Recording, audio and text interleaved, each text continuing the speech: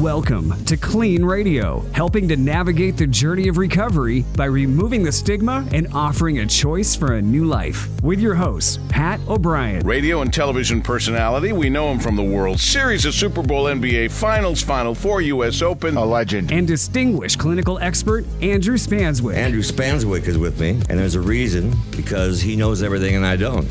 I'm Robert Shapiro. I'm Jack Osborne. You're listening to KLEAN Radio. I think you're pretty cool, Andrew. Yeah. Thank you. I like your vibes. And listen, if I was getting loaded, I totally would come to your treatment center. KLEAN Radio is presented in part by Pure Simple Juice. Taste the best of what nature has to offer. PureSimpleJuice.com. Addiction is in your backyard. You can join the conversation right now.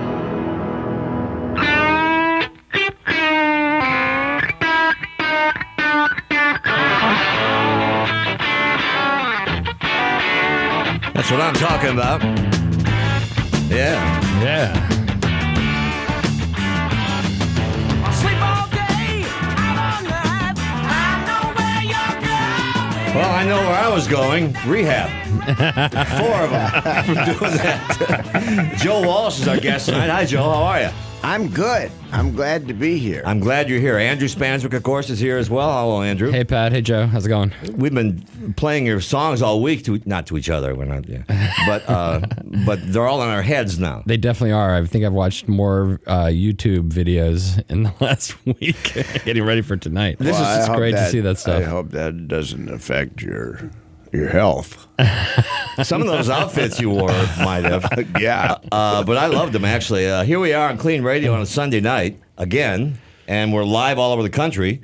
KABC here in Los Angeles, WOR in New York, and all up and down the coast, and KLEANradio.com. A couple of things. It's KLEANradio.com. It's Facebook.com/KLEANradio. It's at Joe Walsh on Twitter. Yeah. Yeah. And our call-in number, Joe, is like calling a New York taxi. Oh, boy. It's 800-222-5222. So, you know. Wait a minute. What is it? I'm writing it down. What is it? Well, that's why they always have 2s in their number. Yeah. You can remember them. Yeah. Andrew's Twitter is at KLEANCEO. Yes. Why, we don't know, but he has like 20 times more followers than I do. I'm at POB Pat O'Brien. And here we are for a big night. Our treatment center number, which is the most important one, where you can call if you need help or want help or trying to navigate insurance or whatever, right? Absolutely. 855-800-8757. Hello, Joe Walsh. How are you? I'm fine, thank you. Joe and I have known each other for... Don't date yourselves. Last century. Yeah, for a long time. And Yeah, that long. Joe's seen me at my worst and at my best, which is about right now. Yeah. To be honest with you. And Christian's here. We're going to talk about the Unite to Face Addiction brouhaha in Washington, D.C. on the National Mall, right, Joe? Yep. And the Washington Monument. Right behind us. Yeah. Don't Robert De Niro on me, because you have to have more than 5-word answers. Okay? Oh, yeah. No. I'll start talking. Don't I know worry. you will. I know you will. I'm getting you to set it up first. Okay, all right. We're good. Joe knows the deal. Greg Williams, who's one of the organizers of this, is on the line quickly. Hello, Greg. How are you? Hey, Pat. Hey, Joe. Hi, Greg. Greg, how's it going out there? Good. Things are good. Gearing up in 1 month away. Are you prepared for Christian's in the studio with us? Are you prepared for all this? Do you have bathrooms and amps and? Nobody's drinking. You don't need as many bathrooms. John's. We just sent the check, so Don's John's will be on hand. And Andrew's here as well. Andrew Spanswick. Yeah, hey, Greg. How's it going? Hey, Andrew. What's up? Greg, quickly tell everybody what this is about. Well, this is thanks to Joe and Christian. We have a historic moment coming up on October 4th, the first ever addiction and recovery rally on the National Mall. Live concert, Joe Walsh, Sheryl Crow, Steven Tyler, Jason Isbell, The Fray, and John Resnick from the Goo Goo Dolls are all scheduled to perform, as well as folks like the Surgeon General and our drug czar and all sorts of other speakers coming to Washington, along with tens of thousands recovering people and families affected by addiction, wanting to take a stand and raise awareness, help other people.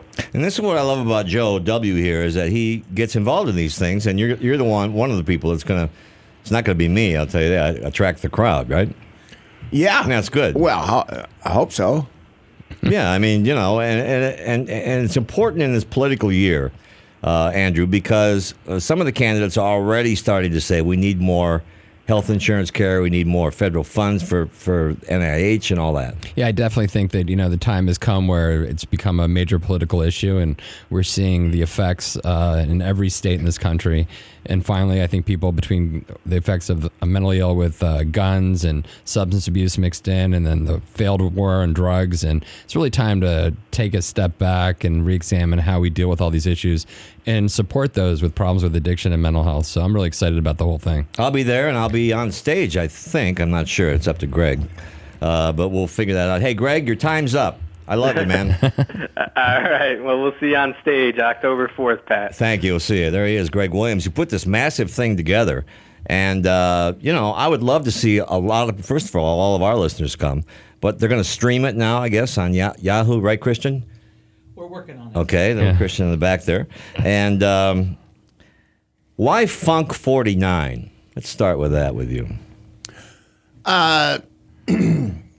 Well, we had this I don't know, lick, groove. I don't know. It's musicians talk. Right. No. Idea. How's that? Was it? It was funky. Yeah, it was funky. And I think that was, there were 48 takes before that. I'm pretty sure that's, what are we going to call it? Well, that's it. 49. I never listened to that in headphones for 30 years. Really? Yeah, see how it pans there? Yeah. Sounds good, doesn't it? Well, yeah. I don't know what we were thinking, but that's unique. Well, it's one of the iconic riffs. I mean, Keith Richards told me one of the reasons he loves some of those Satisfaction and all that is because it immediately gets the crowd going. Yeah. I mean, immediately. Yeah. And I watched more videos I need to watch on YouTube. And the minute you do that, bam, they all know what it is. Well, I often say if I knew I was going to have to play that the rest of my life, I would have wrote something else. But it's too late. But you're into it every time you play it, right? Oh, yeah. It's fun. I mean, the whoever's listening loves it, and I get that energy, and it gets me going. The thing about Joe is that when he gets on stage, he's a different person. I know he's here. We can talk behind his back. Yeah, you can. But he's actually talk right in front of him. In front of my back. He's kind of a different person. He's an entertainer, and no matter how many times you think you played, not even going to ask. But it energizes you as well. I think fans have to know that these songs. Can you imagine having to play Louie Louie every night? No. Right? Yeah. Well, you're right. Things could be worse. Yeah, it could be worse. It's a quality problem. Yeah. To be honest with you. Yeah. So Funk 49, there is a Funk 48 that's similar. Yeah. And then we go to Funk 49. And there's a Funk 50. There is? Yeah. On the last record. On the last record called Analog Man. Came out 2 years ago. That's right. Yeah. That's right. Wow. Creative names. You should start naming my stories. Pat's Funk story number 4. Yeah. So Joe is a beacon of recovery and has helped a lot of people, including me. We don't have to get into that. Well, we might later. What does recovery mean to you? Life. When we're talking about addiction, it's kind of a all-encompassing word. And, I mean, it's legal drugs, illegal drugs, food, cigarettes, alcohol, cigarettes, the internet. The internet, right? Yeah. Gambling. I mean, and it's rampant in this country, and it's getting worse. And it's been kind of an uncomfortable topic for society for a long time. Everybody just kind of, looking the other way. It's like a big scary monster to really deal with it, but it's killing people. I think more people are dying from addiction than any other disease in the country. Yeah, certainly if you add in accidents and other effects of substance abuse, yeah. And just the emotional trauma on families and loved ones beyond just the addicts themselves. It's, and unintentional suicide. Yep. People are just, not waking up. And the government, the officials have been looking at it like it's a law problem. It's a crime problem. Yep. A moral problem. Yeah. Well, you get arrested, in 60 days, that'll show you. Right. Well, but that's not the case. And it's a health problem. Addiction is a disease, and it's rampant. And there's more people that have survived and are sober now than there ever have been. But 5 times that amount of people died, didn't make it. Yeah, I mean, the problem is it gets worse and worse. And now, cigarettes are probably one of the worst things. I mean, more people die from addiction to nicotine than anything else. Yeah. But, and I talk often that that's really one of the gateway drugs into everything else. More so than marijuana, which everybody tries to vilify. Yeah. But, the problem is for some people, these things work. For some people, they don't. And, we need to be there for people that have problems. And it's not the kind of problem that really someone brings upon themselves. It's something that generally happens over time as people are trying to fix their problems. And their best coping mechanisms are, unfortunately, get them into trouble with addiction. Well, the problem with alcohol and drugs is it does cure whatever you're mourning about for that moment. I'm not saying use them. Yeah, it takes away the fear and the emotional, or the pain in the case of people who get surgery and they take opiates and then they're addicted. Yeah. I'll have another. And then it makes reality go away. I mean, we should note that just this past month they approved oxycodone for adolescent use, which is just mind-blowing for chronic pain. Or post-surgery. Oh, that's a great idea. Yeah. Right? Are you kidding? Yeah. All I ever had to deal with was cotton candy at the circus. Yeah, now they're giving oxycodone to kids. I mean, I guess they're probably using it with cancer patients and stuff like that as well. But it's just, it's another drug that's out there that probably doesn't need to be given to children. And, we don't really have all the full science yet about how these drugs affect the brain and set it up for, repathing the dopamine system and creating problems later in life, even if there isn't a direct addiction at the time. Yeah. And by the way, if you have a problem, call 855-800-8757, or if you think you have a problem, or if someone in your family. The thing about this is that what we do to our families. Yeah. Forget ourselves. Destroying families. Destroying everything. And, you got to find a support system, and you got to get out there and use that support system and call people and all that sort of thing.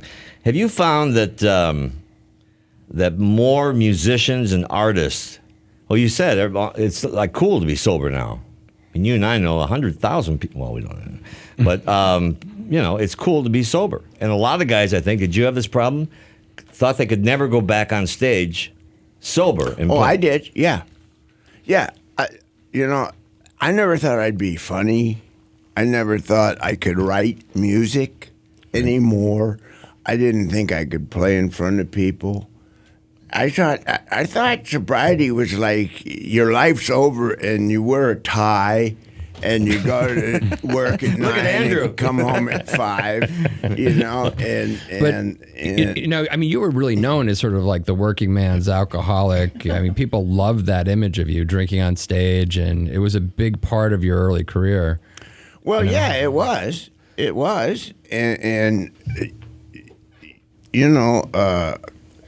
I can't change anything, and it was, but I think it's also important that I be like I am now. Yeah. I actually think you play better now. listening to the new stuff and the complexity of it. That's what I'm told. Yeah, it's not sloppy. It's when was he sloppy? Not sloppy, but just not Once or twice. Yeah, I've seen a couple of things there where. Yeah. Oh yeah. Well, Let's be honest here. Even in the Eagles documentary, some of this stuff really made me uncomfortable. Yeah, it's hard to look at. Seeing myself like that, but I thought it's part of the story. It's important it be in there because Absolutely. there is life after addiction, and it's good. That's the message. Joe Walsh is our guest tonight, and we are the James Gang tonight. We'll get to the Eagles in a minute. Right. Yeah, I find that most guys that I know that are musicians all have the same thought. I'll never be funny. Mm-hmm. By the way, when were you funny? Let me write that down. That's an inside joke there, I think. All those stories about me are true, Really? Oh, yeah. What do you think's the worst story that's true that's out there? Oh, I don't know. There's a whole lot of them. Yeah? Yeah. What's one of your favorites that you can't believe you survived? I was smashed, and we were driving to Madison, Wisconsin, and got smashed on the way. And so I walked into the Holiday Inn. I walked into the lobby, and there were two of everybody in the lobby. It was a Twins convention, but I didn't know that. I thought it was me. So I went out in the car and sat there for an hour and a half, and then somebody came out and told me, no, it's okay. It's okay. You can go in. That's pretty good. I do think the twins, and there's nothing against twins, but identical twins sometimes make me feel like there's aliens in the room or something. So I don't think that's an unnatural response. How about I'm afraid of 60 them. pair of them? Right, 60 pairs of twins. I'm afraid of them. Wow. I mean, they're creepy. Now I'm going to have like the twin association after me. Yeah. Oh, yeah. Call Andrew So Spanswick, those kinds Clean of stories, CEO. those kinds of stories. Yeah. But, I mean, are all true. I think one of the things that we do in recovery is that we tell those stories to remind ourselves and others that we're all in the same boat, Yeah, and the feelings of paranoia sitting in the car thinking you're seeing things are not comfortable feelings. I mean, this is not something that somebody really wants to feel. No. So it's funny and amusing to us because we've all been there to some degree or another. But, it's just a horrible thing to be isolated and feeling fear. It's horrible. And not being able to function. It's horrible. And especially young people, they don't see that part of it. Right. They get into something because it makes them feel good. Yeah. And then after a while it doesn't, and they chase it. I chased it for 30 years. It didn't work anymore, and I ended up, if I'd have known how I was going to end up, I would have really thought twice about starting. Yeah. But young people just, they're not aware of where it goes. That's think where we about come that. in. I mean, you get that a lot? Yeah, well, one of the really tricky things with addiction is often you'll see it skips a generation. It's not that it's really skipping a generation because there are a lot of genetic markers that show that people are predisposed to addiction in a family. But what we often see is that the trauma of children seeing their parents or father or mother as an alcoholic will stop them from drinking. But then the children of those people don't see that. And so they're likely to express that addiction again. So you have this second skipping generation all the time. And that's one of the things why it's important for people to, keep relaying the message of what can happen with addiction. And if there's history of it in a family, it's very important that that message be carried on, even if there's successful sobriety within the family during of the family history. Those are exactly the people I'm talking about. I just figure it's really time for awareness. People really have to start thinking about it, especially families who have somebody that's in trouble. And the hardest thing in the world is the phone feels like it weighs 80 pounds, but you gotta ask for help. Yep. And the people that don't make it. Joe Walsh, our guest. In fact, Joe has the unique experience of having to talk to me on my final day of drinking. Yeah. And hadn't had a drink since. So it was about almost 7 years ago. Joe, when you talk to people around the country, do people come up to you now and talk about recovery, or? It makes me feel very good when someone says, I watched what happened to you, and I came to hear you after you got sober, and the difference was so profound, I decided to stop. That is worth it all. Yeah. I'm writing another book now called I Was a Tourist in My Own Life. And because I get people come up to me now who know I'm sober and there's no anonymity with me.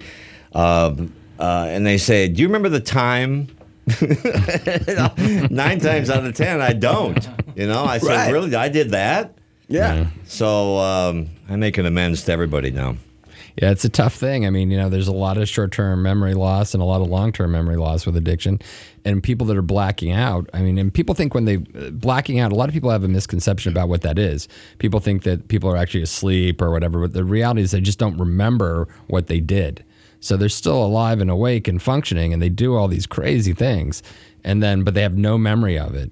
And, to have to be responsible for things that you have no memory of, for people that don't understand addiction and have never blacked out, I'd ask them to think for a moment how terrifying it would be to wake up and realize that the past 3 days you did all sorts of things that you really never thought you did, and then all of a sudden you have to be responsible for them. That's the worst feeling in the world. Yeah, and that can be killing somebody. It could be that bad, yeah. It could be killing them. And you don't know you did. Yep.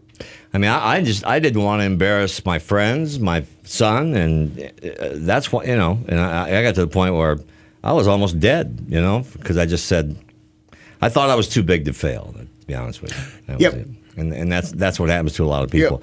Yep. I read, so I go to a lot of meetings, and I heard something the other day that said, our shame in recovery is not from wasting our lives, it's from not living our lives. And I like that. I mean, that said a lot to me about what recovery is about. I had a horrific week, and I just doubled up on my meetings. And you always feel better after you go to a meeting. A lot of it's based on fear, and I think that a lot of addiction is driven by fear. Me? Yeah. Nah, I live in fear. What's it? Face everything, and I don't know. I can't even remember now. I'm getting so old. I was afraid of that. Face everything and recover. There you go.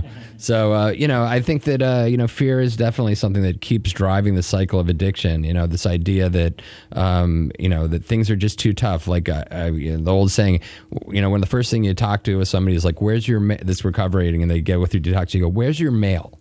And invariably it's like all in one drawer or all in one box or in the trunk of their car. Yeah. And there's just stacks of it. And it's just years of, not being involved and not being part of your own life out of fear to open even an envelope. And I think a lot of people don't understand that addicts get to that point. They get where they get so isolated and so in fear, and they don't know what to do. And they're so desperate that they just try to cut everything out of their life, starting with the mail. You can always tell.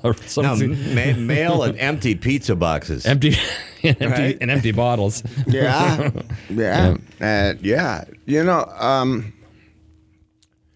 There were times when briefly I had moments of clarity in that, usually waking up after a binge, where I would know that I was in trouble and that I had to do something about it. But there was never a plan. There was never anything in place, and structure. Yeah. And it's just too overwhelming. Yeah. And that's why awareness is so important to me. And then by the time that moment of clarity went away, because 2 hours later I would start drinking, and the moment of clarity was gone. And and then just talking about fear with that, like for example, like taxes and relationship problems and whatever, the only cure that you feel is achievable in a time that's reasonable is to just go ahead and use again, because that's the only thing you know where to go. There's so much wreckage and so much it's really hard to But stop. it's easy to get over that, and, and you can be surprised what you can change into. Yeah. Joe Back to Walsh yourself. is our guest. Andrew Spanswick is here. We're all here for you out there. Sarah Gilbert's coming up with our social media report. Cool. See what that's about tonight. And much more here on Clean Radio. Stay with us. Don't let addiction to drugs or alcohol steal another year of your life. KLEAN Treatment Center provides world-class addiction assistance that also treats the underlying causes and provides vital aftercare so people can get clean and stay clean. Live, kind, professional help is standing by to provide immediate assistance or to simply answer questions and provide guidance. If you or someone you care about is suffering from addiction, take action now. Log on to cleantreatmentcenters.com. That's clean with a K.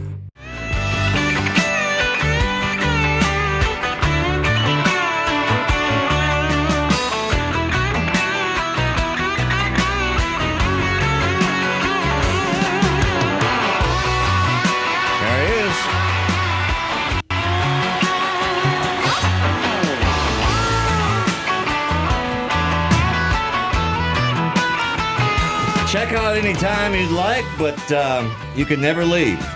It's a Clean Radio, and we'll give you the opportunity. We'll give you the key to the door if you try to get sober and get some help. But you could. Most people. Well, I'm not going to say that. You will relapse, maybe. There is a probability of relapse for all addicts, and that's part of the issue that people don't like to accept, is that it's a chronic, long-term illness that we don't have a cure for. And so, people tend to relapse. And this is where outcome-based, the government is going to, and the insurance companies are going to force us into outcome-based treatment, which is going to be... What does that mean? That means that... Oh, you get well or else? Yeah, you'll be paid. The treatment centers and government agencies that help people with addiction will be paid based on the outcomes of people's success in their recovery.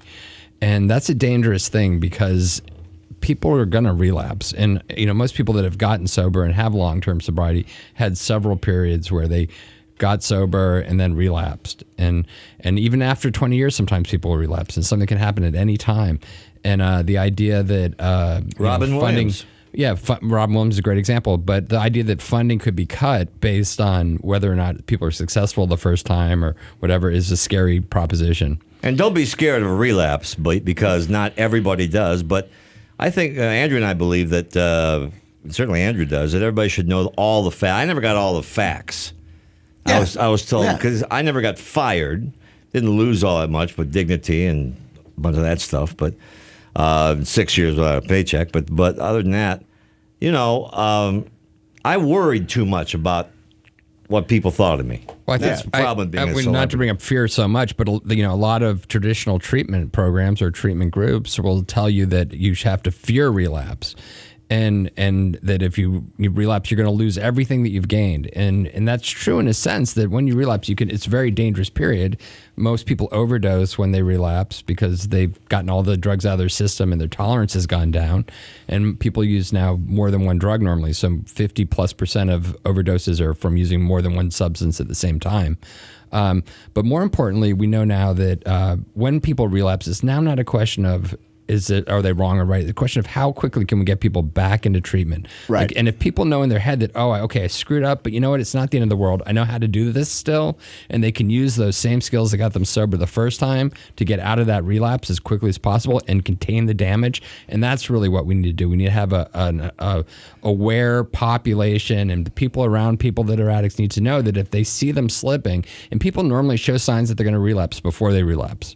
They'll start... And they think about it before, too. They'll withdraw. And it's important for the people that know that they're getting ready to relapse to reach out to people, talk to people, and discuss it with people, because there are answers to whatever problem they're having that makes them feel like they need to use. Richard Lewis is going to hate me for this, bring up the anti-Semitic thing again, but Richard was on a couple weeks ago.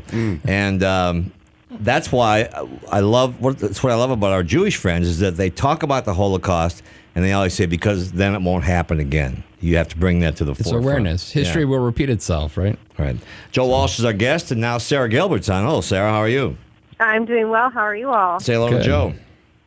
Hi, Joe. Hi, Sarah. How are you? What do you got today? I love the Eagles, so I'm so excited. There you go. Okay, so we have a few questions tonight. First one is from Lola. At what age can or should you talk to your kids about your own past addictions? Addiction and sex, I think, are kind of the same for me.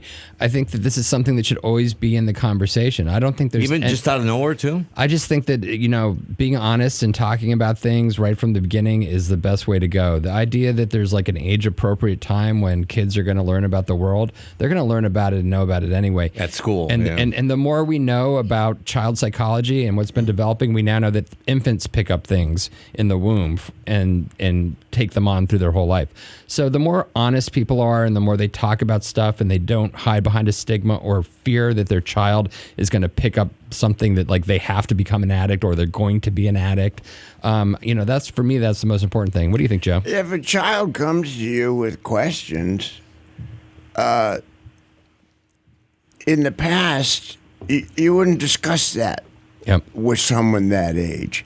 Or you just tell them, never mind, that's something when you're older you'll understand. But I would answer the questions right away. I would have a frank, open discussion, no matter what the age.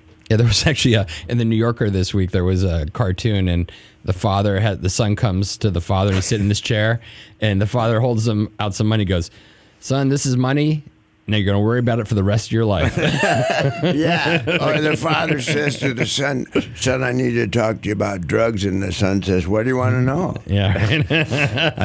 After my son read my book, he said, "Dad, I had no idea you were doing that much cocaine." Yeah. Sarah, what else you got? Jessica asks, and this might be more for Andrew, but what % of patients who go to KLEAN stay clean? I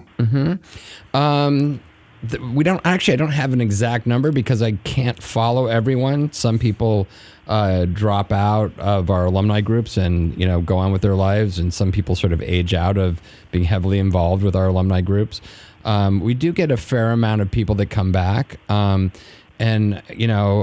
feel comfortable saying that because we're there for them. And that's a big part of what I've tried to create with our treatment centers is that we have a full continuum of care where people can come back in and it's not a stigma. We don't judge people about it and we're there to help. I think it's important to say that the ratio is not very good.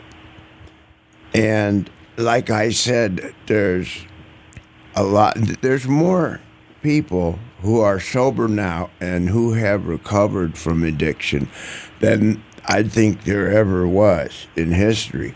But 5 times that amount of people don't make it.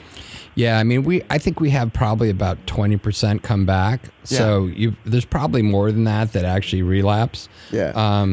And that's, a horrible thing to have to say. And we're working every day to try and find more advanced treatments. And we work really hard with dual diagnosis. So a lot of people that are coming to our treatment centers have secondary psychiatric illnesses. And the number one problem with psychiatric illness, ironically, is medication compliance. So people, they take medication, they feel better, it stops their problem, but then over time they stop taking it because they think they're okay. Yeah. And then all of a sudden, oh my goodness, they get back into self-medicating with drugs and alcohol. And so understanding the difference between proper medication under the right supervision of a psychiatrist and versus just being sober. Being sober is great, and it'd be nice if everybody could be off of everything. But a lot of people do have chronic, long-term underlying psychiatric illnesses that need medication to keep them stable. Hey, Sarah, what else you got? Or no, Sarah, give us a rundown because we got to go. Okay, we have Facebook.com/KLEAN Radio. We're on Twitter @KLEAN Radio, and then we're also on Instagram @KLEAN Radio. Oh, no, we're gone to Instagram now. Good. Follow us. Next up, Snapchat. Thanks, Sarah. I know. All right. Well, have a great night. Thanks, Sarah. Have a safe tomorrow. I'm Pat O'Brien. Andrew Spanswick. Joe Walsh is our guest. We're on all over the country. Our treatment center number, our number where you can call if you want to navigate insurance or get help or think you have a if you think you have a problem. I never had this available to me. Well, I think I did. I might have. But call 855-800-8757. 855-800-8757. Now, I was dragged into I thought so at the time, into a meeting, a group of people who were all recovered, and I could not. It was tough for me to handle because I felt everyone was going, "Oh, what's he doing here?" But I think that's very common. I think when people get sober, first of all, they have not used maybe for a day, if they're lucky. and they'll come into an environment where they're supported. And people tend to think that everybody's looking at them and it's all about them. Yeah. And that's one of the things, unfortunately, that alcoholism and drug abuse tend to do. It tends to make people think that everything's about them. And they don't really realize that everybody else is thinking that too. So it's not something they really have to worry about. Yeah. I mean, you got nothing to fear if you go to a support group, because everybody has been through what you're going to go through, if not more. Yeah, and you're not alone. And however bad your situation is, somebody had a worse one. Yep. And they can help you. And no one ever laughs. I mean, the predicaments are so, like, we can't, this is not my podcast, we can't swear on this, are so effing funny and still no one goes, oh my God, because they've all done it. Yeah, I think that that's important. And also people will give you solutions. And I think one of the best things that happens is that when you get sober, what you think was important isn't as important anymore. And finding a whole new group of friends that can actually support you and that you can relate to in a different way and help you find your true self again, that is probably the biggest gift of all of sobriety, is having a group of people that really teach you how to be yourself and where you feel comfortable and you can welcoming. And you can really bring out your true talents. The community and the fellowship have a lot to do with you sticking around. Absolutely right. And the education, and that's why I'm all in on this awareness thing in Washington. I'm really excited about Washington. Unite to Face Addiction is what it's called, but I just want to bring one thing up first. All we really have in life is this, a moment. Yep. And Joe's famous for saying, at least I've heard him say it, F yesterday and F tomorrow. Yeah. Because today's all you got. And it's not only today, it's a moment. And that's one of the things I've learned in almost 7 years. Have I blown up the board yet with these suggestions of a swear word? Well, I guess not. Not yet. But that's not yet, right? It's smoking, but not yet. Yeah, it's smoking. But that's true, isn't it? I mean, we think too much about the past. We can't do anything about it anyway. Well, yeah, that's a lot to do with fear. That's a lot to do with fear.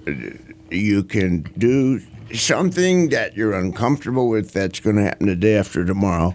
You can turn into a really big, scary monster. And what your vision of it, and you write the whole script where it's not going to work.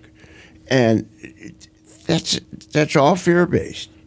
Or you go back in the past and dig something up that you have a resentment with, and then you get an attitude about something in the past, and then you attach an emotion to it in the past, and you look at the whole world that way. Yeah. And today has nothing to do with any of that. Today, right now, everything's fine. Stay there. That, yeah. We hope you're marking your calendar October 4th. Actually, it's the 3rd and the 4th, right, Christian? Yeah, there are events on the 3rd, but the main rally that's free and open to the public is on the 4th. Notice that Christian's off Fourth. mic. I know he doesn't have a mic. I know, but the 3rd, there's a comedy night, whatever. And then the 4th, not whatever, sorry. And then the 4th, a lot of musical acts. Joe Walsh is up there, and Sheryl Crow. Sheryl Crow, Steven Tyler, Jason Isbell, a really promising and fairly newly sober artist. Johnny Resnick from the Goo Goo Dolls, and The Fray. So these are all artists who have a... So far. We have a few more that we'll be announcing. Now Joe's off mic. Okay, that's okay. No, we needed to get that. Yeah, no, and it's a big event, and it's important, and it's outdoors, and, it's on the mall. And any chance you can go to the mall and get inspired is a good one. Yep. And so it's October 4th. We'll have it on our website. Greg Williams will have it on his website. Yeah, we're going to be all over it. Joe will have it on his website. Yep. So we'll get the word out, but we hope that people show up. Well, they're going to show up. Believe me. Yeah. They're going to show up. Amy in Vancouver, Washington. Hey, Amy, how are you doing? Hi, Amy. How are you? Hi, I'm doing fine. I just, I've been dealing with cancer, so that's one of the reasons I haven't called in. But I wanted to say that from what I've heard in the last half hour, since I turned you guys on again, was that one of the things that helped me the most in my recovery was professional counseling. That is what helped me get through a lot of the, what ifs in my life. And I've been through a few counselors, but I would encourage anybody that is having problems in their recovery that's what held me accountable for the things that I felt were out of my control, and that I knew that I needed another professional, somebody to see another side that I couldn't see. I'm sorry, Amy. That was my dog's collar in the background. That's nice. She's saying, Amy, thanks for calling in and sharing that, view. It's tough for me to, people often come to me and they say, what do I need to do? That's like their first question. And it's different for everyone. Some people need different types of services than others. Some people have a lot of trauma in their background and need real work with that while they're also working with addiction. Some people have underlying mental health disorders that need to be treated properly for them to be able to stay sober. Some people don't have any of that, but they have confusion about their identity and their selves. One of the horrible things about drug and alcohol addiction is that it tends to arrest the development of the person when they start using heavily. So whatever coping skills they had in life sort of get stuck and stop. They don't develop as a person through trials and tribulations as other people find coping skills that are sober. Some don't, and that's why other people, you don't have to necessarily be an addict to go to therapy. There's good therapists and there's bad therapists, and I encourage someone that wants to get involved with a therapist to interview a few. Often a therapist will see you for free the first time. Go interview and see 3 or 4 therapists to find one that understands your principal problems. And I always say to people, when you go in to see a therapist, bring a list with you. Take a few days before you go in, and just every time you think of an issue, write it down. So when you go in to talk to a therapist, you're not going to just be like overwhelmed and tell your story, as quickly as you can. You'll actually have key points to point out, and a good therapist will pick up on that and then set out with you a treatment plan of how to work through your issues and things. And it will be set out over time. It won't just be, I'm just going to come and talk for an hour and then hope that the best happens. Thank you, Amy. I hope you feel better, and you'll get through it, believe me. Joe, one of the first things I learned coming in, and still learning it, and I learned it from a recovery meeting I go to, is to be humble. And finding humility is probably the toughest thing that I went through. Yeah. And some would say I still don't have it. But I mean, you have to have some sliver of that before you can do any of this. And you have to be humble, and you have to take direction. Somebody who's sober and wasn't can help you get there if you listen to them. Yep. And, really, you come in and you feel helpless and hopeless, and you feel like a really bad person, and you're not. But you're not, you're right. You're addicted to something. Yeah. And for me, now,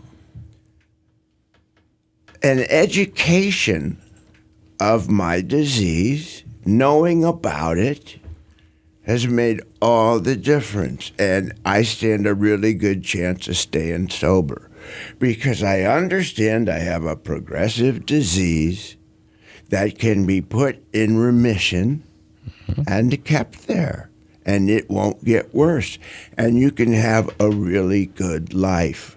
But when I didn't know what was wrong with me, I didn't stand a chance. Yeah. And I think we see a lot of that. A lot of people that get into a situation, and a lot of people can't believe they're addicted too. Like they're in so much denial about it, and especially we're seeing more and more of this coming out of chronic pain patients. People have had surgery and they give them oxycodone, and then they try to come off it, and all of a sudden they have all these feelings, and there's horrible feelings, and they feel sick, and they don't know what to do with it. And the doctors don't tell them that they're going to have withdrawal, or if they do, they don't help them out with the withdrawal process. No, they write them another script. Yeah, they just keep writing a script, or they just cut them off, and then that's why we've seen this huge resurgence in heroin use. And last week is just enormous. I mean, this is the biggest surge. I thought it was bad in the 90s. I mean, we're like triple what we were seeing in the 90s, and it was like an in vogue drug in the 90s, believe it or not.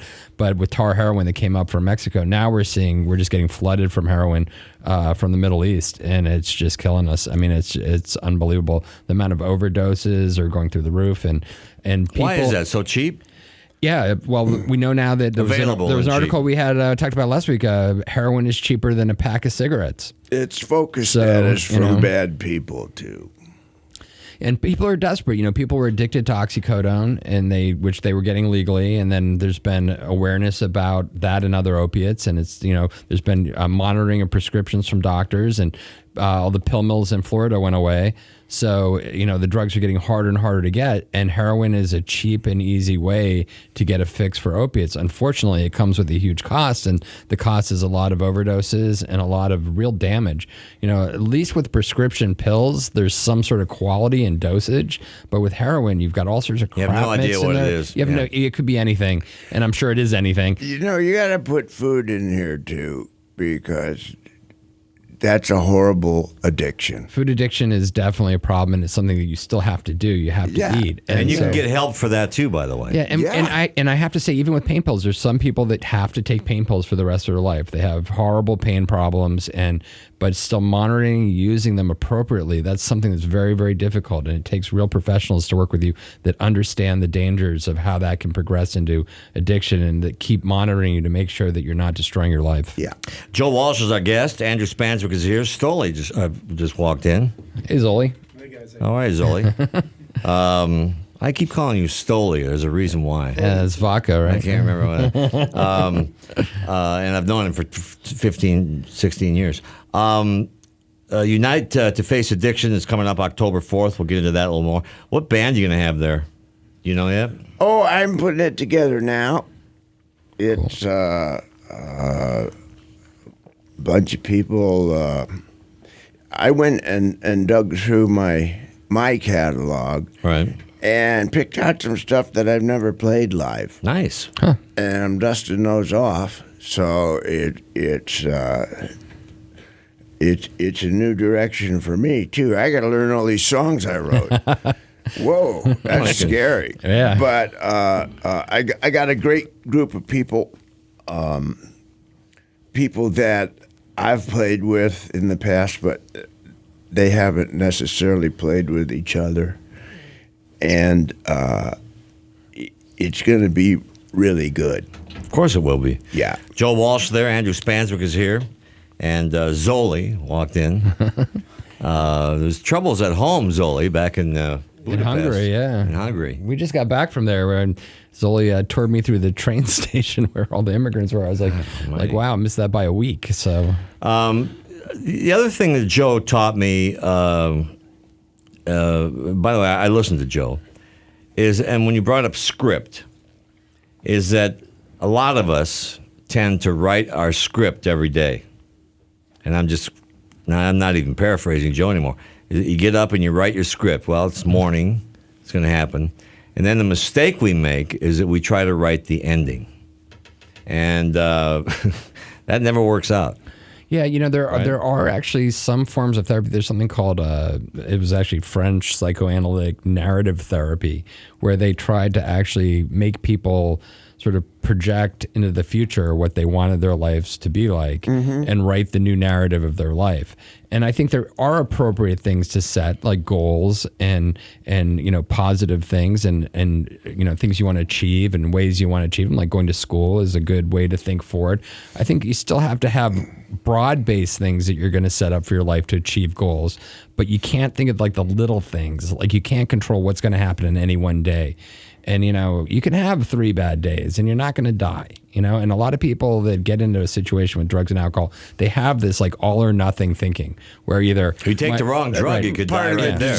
Part of the disease. But even when they're sober, there's this tendency to believe that, it's either going to be all bad or all good. Yeah, okay. Right? And nothing's like that in life. Everything's some shade of gray. Not 50 Shades of Gray. We got like 2 minutes left, so I want to get a couple of things in. Our treatment center number is 855-800-8757. 855-800-8757, at Joe Walsh on Twitter, at POB on Twitter, at Clean CEO on Twitter, at do you want me to change that, Pat? No, I love it. Give up my 165,000 followers just so you can... Facebook.com, I got no followers, because I verify mine. Okay. All right. Facebook.com/Clean Radio. So, Joe, we've got a couple minutes left. Any closing thoughts on this stuff? It's hard to cover an entire recovery. We're talking about projecting in worst case scenarios, envisioning that, and what a waste of time that is. And we're talking about fear. Yep. And what happened to me. And I'm not getting religious now, but what happened to me that allowed me to get sober was that I had a spiritual reawakening. And we talk about God, we talk about higher power in all of the recovery programs. And what happened to me was my higher power was vodka. Vodka and me could solve any problem. And I had a spiritual reawakening to where now my higher power is spiritual in nature, and I look at the world a totally different way, and it's positive. Yeah, embrace your feelings and embrace yourself. Carl Jung once said, any crisis over the age of 30 is spiritual. So, Yeah. Joe Walsh, I love you. Thanks for coming. Thank you. We'll Thanks, see you Joe. October 4th. Andrew? Yeah, I can't wait. We'll see you October 4th. Yeah, absolutely. Good to see you all guys in Washington. It's gonna be Clean fun. Radio for this night. We'll see you next time. I Stay wish sober. everyone serenity out there. Thanks, Joe.